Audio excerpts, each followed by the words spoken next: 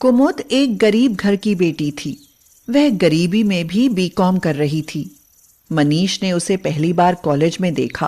वह उसे देखता ही रह गया। उसने सोचा कि कितनी सुंदर लड़की है। अगर इसकी शादी उससे हो जाए तो उसकी किस्मत ही बदल जाए। एक दिन मनीष उसका पीछा करता हुआ उसके घर पहुंच गया। उसने देखा कि कुमुद तो बहुत गरीब है। घर में 2 चारपाई, कुछ बर्तन और कपड़ों के सिवाय कुछ भी नहीं है। कुमुद के पिता सुखबीर ने मनीष को झांकते हुए देखा तो पूछा, कौन हो साहब? मनीष बोला, क्या ये आपकी बेटी है? हाँ, मेरी ही बेटी है। कोई गलती हो गई उससे क्या? नहीं बाबूजी, कोई गलती नहीं हुई। दरअसल मैं आपकी बेटी का हाथ मांगने आया हूँ। मैं इनसे शादी करना चाहता हूँ। आइए आइए, बैठिए साहब। मगर मैं तो आपको जानता भी नहीं। जानता तो मैं भी आपको नहीं, बस एक बार इन्हें कॉलेज में देखा तभी ये मुझे पसंद आ गई। आज इनका पीछा करते हुए मैं आपसे बात करने आ गया। हम 2 भाई हैं, माँ बाप नहीं है। मैं पढ़ा लिखा हूँ। दोनों भाई साथ में बिजनेस करते हैं। किसी चीज़ की कोई कमी नहीं है। आप चाहें तो पता कर सकते हैं। लेकिन बेटा, हमारे पास तो सिर्फ ये झोपड़पट्टी और सिर्फ बेटी है। मुझे आपकी बेटी के अलावा कुछ नहीं चाहिए। सिर्फ मुझे बेटा कह दीजिए, साहब नहीं। सुखबीर बहुत खुश हुआ। उसके तो भाग खुल गए जो इतना अमीर लड़का उसकी बेटी का हाथ मांगने आया है। सुखबीर ने हाँ कर दी। बहुत साधारण तरीके से कुमुद और मनीष की शादी हो गई। ससुराल में जाकर कुमुद ने देखा तो सोचने लगी, अरे बाप रे, कितना बड़ा घर है।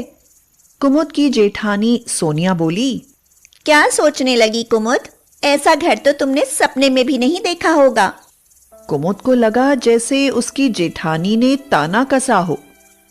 कुमुद को उसकी जेठानी उसके कमरे में ले गई। कुमुद ने उससे कहा, दीदी, बहुत प्यास लगी है। फ्रिज का पियोगी या घड़े का?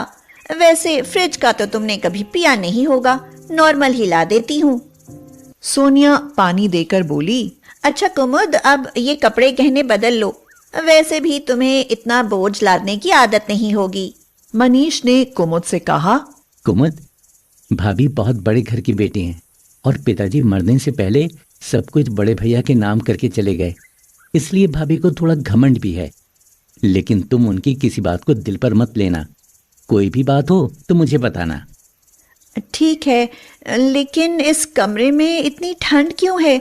मुझे सर्दी लग रही है। शायद तुम नहीं जानती होगी, इस कमरे में एसी लगा है। एसी? मैंने तो कभी सोचा भी नहीं था कि मुझे ससुराल में एसी लगा हुआ मिलेगा। चौंको मत कुमुद, यहाँ तुम्हें ऐसी बहुत सी चीजें मिलेंगी जो तुमने नहीं देखी होंगी। मैं तुम्हें वो सब सुख दूंगा जिनसे तुम वंचित रही हो। सुबह उठकर कुमुद ने अपने मायके की साड़ी पहन ली। सोनिया गुस्से में बोली, ये तुम्हारा झोपड़पट्टी वाला मायका नहीं है। ये क्या पहना है तुमने? कोई क्या कहेगा? हम बड़े लोग हैं, यहाँ ऐसे कपड़े पहनोगी? मैं दूसरी साड़ी लाती हूँ। सोनिया कुमुद के कमरे में गई तो एसी चला हुआ था। एक भारी सी साड़ी कुमुद को देते हुए वह बोली, महारानी, पूरी रात एसी चलाया है, जानती हो इसका बिल देना पड़ता है।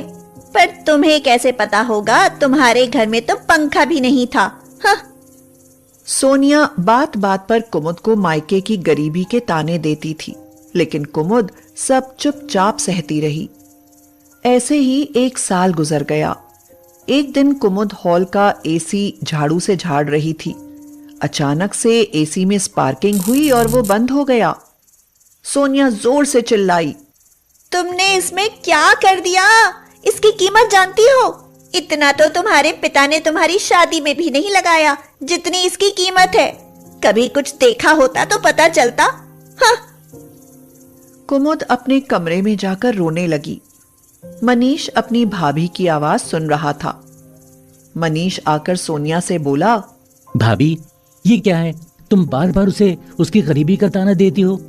आखिर वो बेचारी कब तक बर्दाश्त करेगी? तो सोनिया बोली, ओहो, उसके लिए आज भाभी से तेज आवाज में बात कर रहे हो? बर्दाश्त करने की जरूरत ही क्या है? हमने तुम लोगों का ठेका नहीं लिया है। चले क्यों नहीं जाते उसे यहाँ से लेकर? भाभी ये क्या कह रही हैं? और भैया आप भी चुप सुन रहे हैं? तेरी भाभी सही कह रही है मनीष, रोज रोज के झगड़े से अलग होना ही बेहतर है। जाओ, लेकिन यहाँ से कुछ नहीं मिलेगा।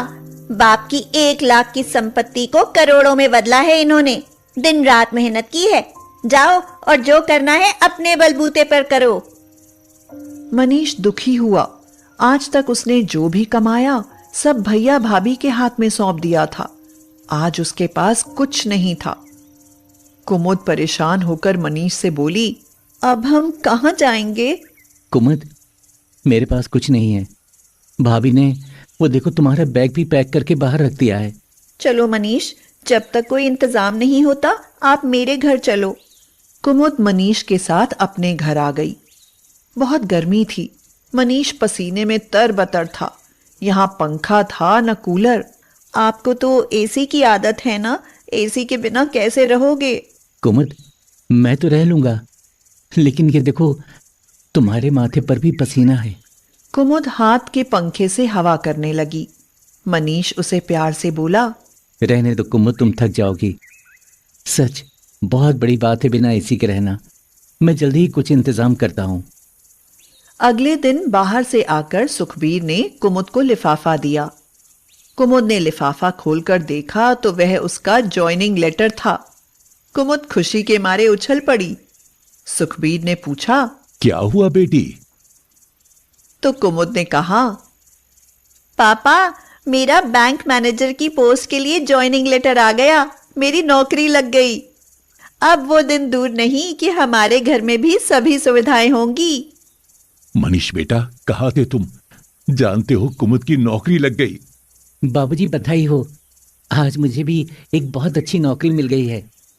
सब लोग बहुत खुश थे। कुमुद बोली, मनीष, अपनी पहली सैलरी से हम अपने घर में एसी लगाएंगे ताकि लोगों को भी पता चले कि हम गरीबों के घर में भी एसी है। कुमुद ने अपने पिता के घर में एसी लगवाया। पूरा गांव देखने के लिए टूट पड़ा। पूरे दिन औरतें गर्मी से बचने के लिए कुमुद की मां के पास बैठने लगीं। एक दिन सोनिया और अमित ढूंढते हुए कुमुद के घर के पास आ पहुंचे। सोनिया ने एक लड़के से पूछा, अरे भाई सुनो, क्या कुमुद का घर यही है? तभी कुमुद बाहर निकली और बोली, अरे दीदी और भाई साहब, आप, हम गरीबों के घर आपका कैसे आना हुआ?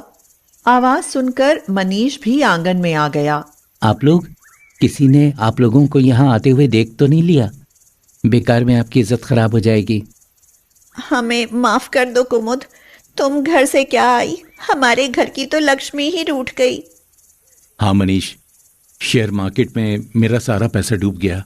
मैं बर्बाद हो गया।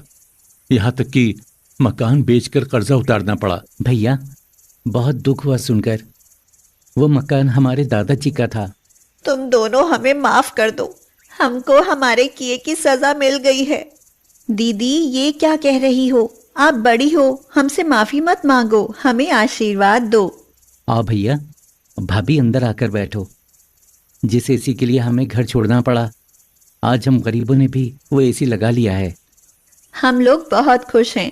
जब तक आपकी कहीं व्यवस्था ना हो, आप हमारे साथ रहो। सोनिया और अमित रोने लगे। तुम दोनों बहुत अच्छे हो। मैंने कुमुद की गरीबी का मजाक उड़ाया और आज मेरे सामने उससे भी ज्यादा बुरे दिन आ गए। नहीं दीदी, दिल छोटा मत करो। हम सब मिलकर सब कुछ ठीक कर लेंगे और फिर से सब एक साथ रहेंगे अपने एसी वाले घर में। एक बार सबके चेहरे पर फिर से एक